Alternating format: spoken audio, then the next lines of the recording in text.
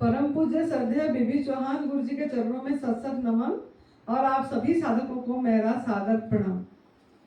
इसका नाम साध्वी आनंदी माँ है। इसका फोन नंबर है 8219172304। सुरेश बेटे का फोन नंबर है 9729018002।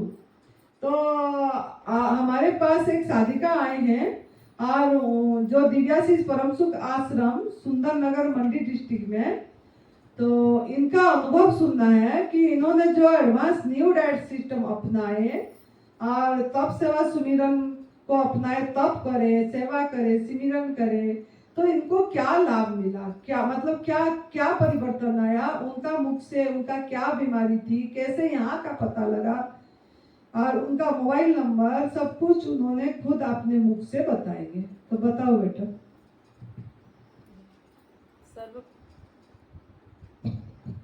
सर्वप्रथम आनंदी माँ को मेरा प्रणाम, एनडीएस जनक बीवी चौहान गुरु जी को मेरा प्रणाम, सुरेश मलिक जी को भी मेरा प्रणाम।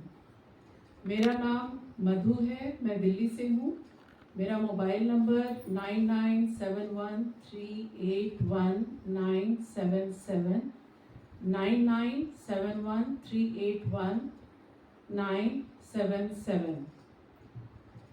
मैं यहाँ दिव्याशीष आश्रम में आई थी जुलाई 5 से 15 जुलाई तक यहाँ शिविर लगा था। और आने का मुख्य कारण था कि मुझे सिवियर ऑस्टियो आर्थराइटिस है और दाहिने पाँव में ज़्यादा है। और इसके पहले मेरा फ्रोज़न शोल्डर भी था।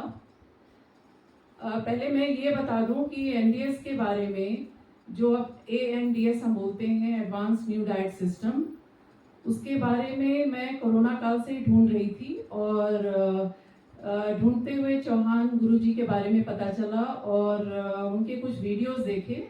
और इसी बीच मैंने देखा कि आनंदी माँ का भी एक चैनल है और काफ़ी विस्तार से और बहुत अच्छा विवरण के साथ इन्होंने सारे वीडियोस डाले थे।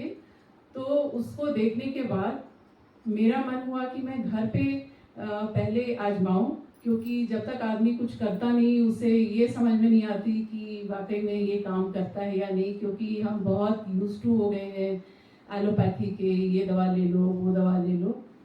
पर इसमें मुझे लगा कि नहीं, हॉस्पिटल से पहले मैं हॉस्पिटल ना जाऊं। मेरी खुद की इच्छा नहीं थी कि मैं हॉस्पिटल जाऊं, क्योंकि मुझे पता था कि ये बोला जाएगा कि आप नी रिप्लेसमेंट कराइए, चाहे ये कीजिए, जो भी वो डॉक्टर्स कहते हैं। तो डर कह लीजिए या विश्वास इस पद्धति में कह लीजिए, उसकी वजह से मैंने रसाहार किया। इसी पद्धति को अपनाते हुए रसाहार किया 60 दिनों का। और मेरा जो फ्रोजन शोल्डर था, मेरे बाएं हाथ जो शायद ऐसे भी मोड़ना मुश्किल था, आज रसाहार के बाद इस तरह से मैं पूरी तरह से नॉर्मली ऊपर कर सकती हूँ। तो ये बहुत बड़ा प्रमाण था मेरे लिए कि ये पद्धति 100% कारगर है। ये पूरी तरह से काम करता है, बस आपको विश्वास होना चाहिए और आपको समय देना है इसके लिए। धैर्य से काम लीजिए, ये 100% काम करता है। और इस शिविर में आने का ये मेन रीज़न था कि मैं और पूर्ण रूप से जानना चाहती थी सभी गुरुओं से कि कैसे इसको फॉलो करना है, निर्जला के क्या नियम है, एनिमा लेना है तो उसके क्या नियम होने चाहिए, क्या खान पान होना चाहिए, पूरी तरह से समझने के लिए। और मैं आई थी और यहाँ आने के बाद बहुत कुछ पता चला जो अब मैं घर पे रह के कर सकती हूँ। पहले तो क्या था कि मैं कुछ डाउट्स हुए, पूछे तो उन्हीं डाउट्स के आंसर मिलते थे, लेकिन यहाँ आके कितनी सारी बातें थी जो मुझे पता ही नहीं थी, वो आके यहाँ मुझे पता चली। तो शिविर में आने का ये फायदा है कि अगर आप ही आते हैं तो इस सिस्टम को पूरी तरह से समझ जाएंगे, क्या है, कैसे करना है, क्या खाना है, क्या नियम होने चाहिए। और इसमें और एक चीज़ हम ऐड करते हैं कि ये बहुत बड़ा आध्यात्मिक केंद्र है। अखंडानंद गुरु जी, उनको मेरा नमन। ये यहीं बहुत बड़े तपस्वी थे और उनका ये आश्रम है, और रोज 8 से 9 आनंदी माँ का आध्यात्म पे वो हमें बातें बताती हैं। ये एक बहुत ही बड़ी चीज है जो सहायता करती है आपको मानसिक रूप से। आपका स्ट्रेस कम होता है, आपको पता चलता है कि आपने क्या गलत किया है, कर्म फल मिलता है जो आप गलत कर रहे हैं, क्या होना चाहिए, किस तरह से जीवन यापन करना चाहिए आध्यात्मिक तरीके से, और ऐसे भी एएनडीएस के बारे में पूरी जानकारी देती हैं।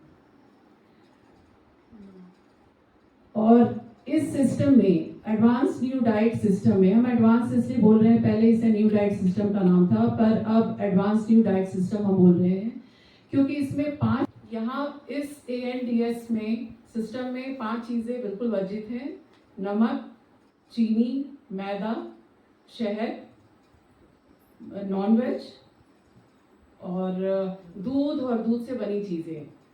दूध इसलिए क्योंकि दूध जो है, गाय का दूध, वो उसके बछड़े के लिए है, पहली बात। दूसरी बात कि आजकल क्या कर रहे हैं कि दूध को निकालने के लिए हम इंजेक्शन भी दे रहे हैं। ऐसा देखा गया है कि इंजेक्शन देते हैं जो कार्सिनोजेनिक है, उस इंजेक्शन से कैंसर अक्सर हो जाता है लोगों को, क्योंकि जो व्यवसाय बनाया हुआ है दूध बेचने वालों का, वो इंजेक्शन से ही वो पूरी तरह से दूध निकालना चाहते हैं, तो वो बहुत बड़ी हिंसा है।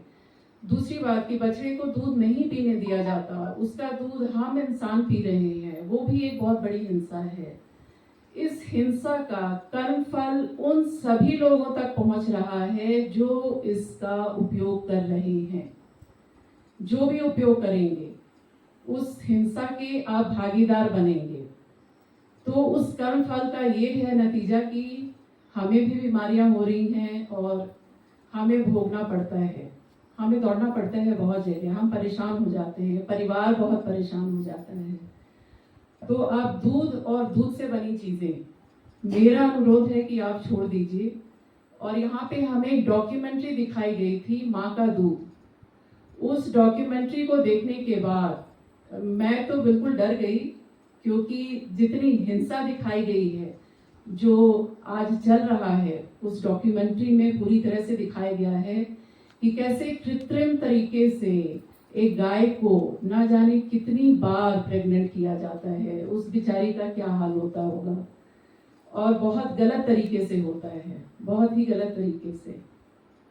दूसरी बात कि दूध निकालने के लिए जो मशीन यूज करते हैं, गाय किसी भी हालत में हो, किसी भी बीमारी के शिकार हो, वो दूध निकालकर उसको व्यवसाय में अपना यूज करते हैं, उसी की मिठाइयाँ हम खा रहे हैं।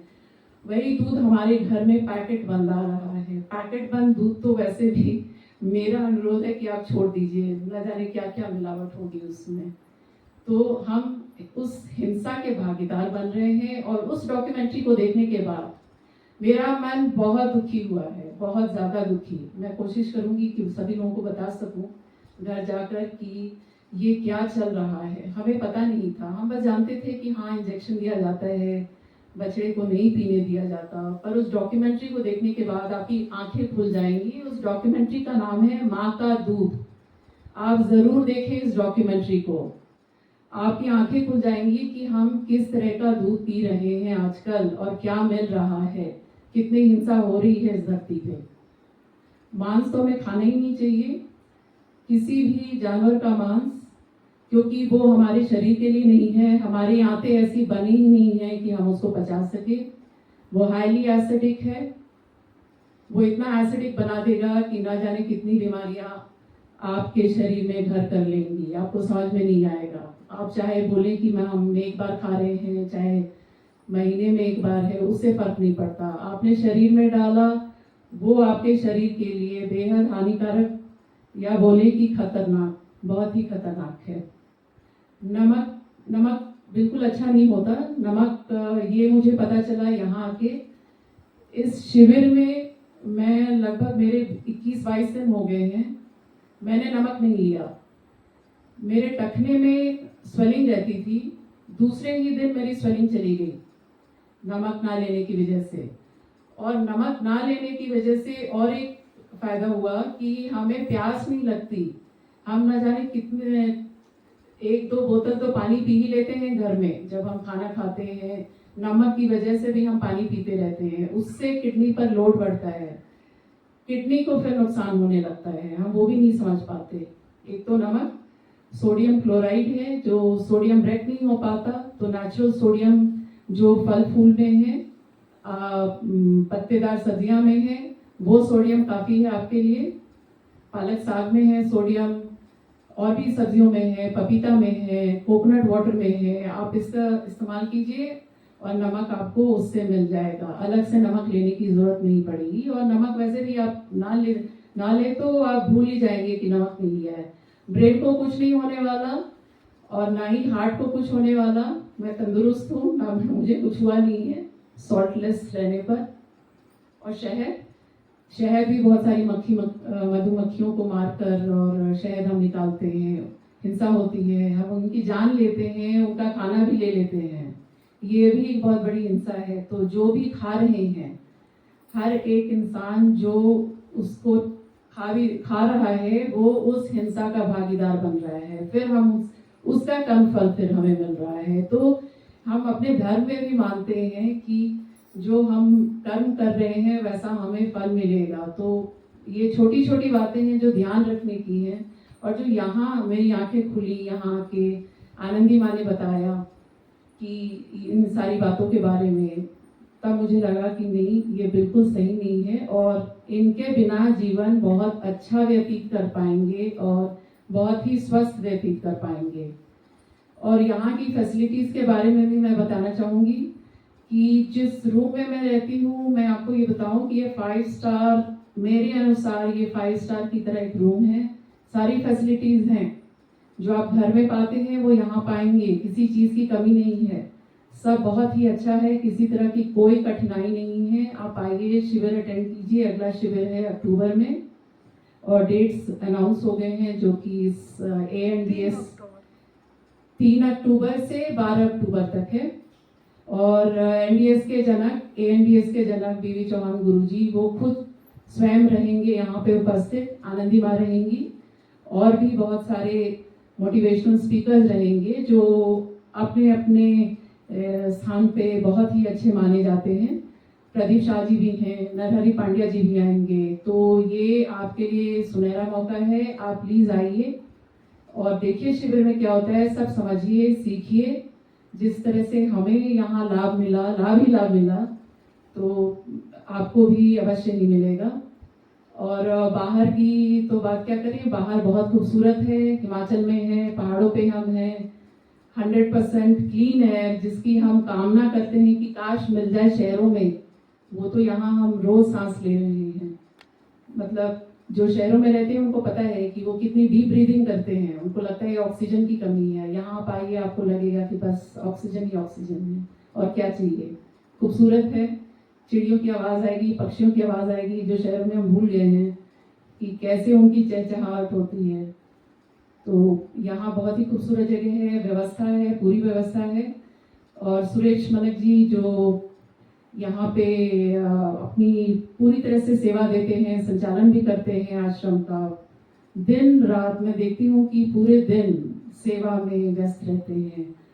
और ऐसा नहीं है कि जैसे उनके बारे में कुछ बातें कही जा रही हैं कि भाई गलत व्यवहार करते हैं। वो आप अगर नियम का पालन कीजिए, यहाँ पे आइए, शिविर में नियम का पालन कीजिए, पहले से आप रॉ डाइट पे आ जाइए तो आपको यहाँ कोई परेशानी नहीं होगी। वरना डिटॉक्स सिम्टम आपको शायद परेशान कर सकती है 2-3 दिनों तक, आपके डिटॉक्स सिम्टम बहुत ज़्यादा हो जाएंगे। तो जैसे कहा जा रहा है वैसे उतने दिन पहले से आप रॉ डाइट पे आ जाइए। कभी आप एक दिन का निर्जला का भी प्रैक्टिस कर लीजिए या रसाहार का प्रैक्टिस कर लीजिए, पर रॉ डाइट की प्रैक्टिस कर लीजिए आप, तो आपको बेनिफिट ज़्यादा मिलेगा।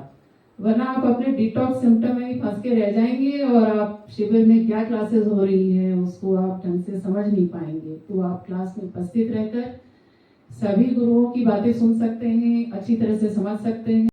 दवाई रहित जीवन जीते हैं, सब लोग दवाई डिपॉजिट कर देते हैं, कोई नहीं लेता, और यहाँ सब ठीक ठाक होते हैं, किसी के साथ कुछ नहीं होता, सब सही ढंग से अपना जीवन जीते हैं और बहुत ही स्वस्थ जीते हैं। हरिओम।